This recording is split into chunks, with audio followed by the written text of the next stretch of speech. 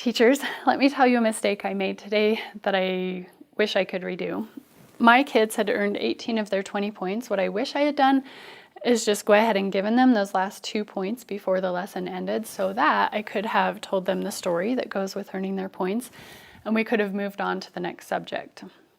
Since I didn't do that, what I'm going to have to do is interrupt our next subject in order to give them those last 2 points and then tell them a story, and it's going to interrupt the flow of instruction. So I recommend that you be really careful about when you deliver those final points so that you deliver reinforcement at a time that works for you within your lesson schedule.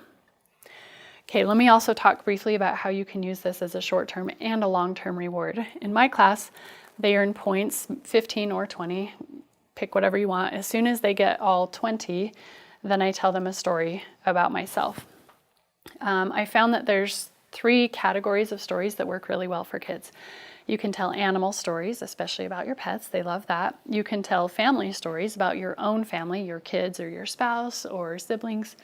Or you can tell stories about when you were a kid, and they love to hear stories about when you were their age and something happened.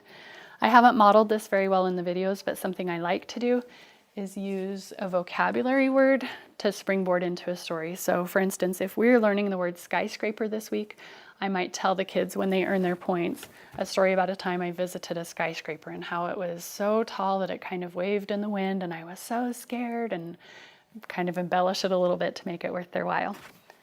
Okay, so that's the short-term component, is that after they get their points, they earn the story from me to further our relationship and just add interest.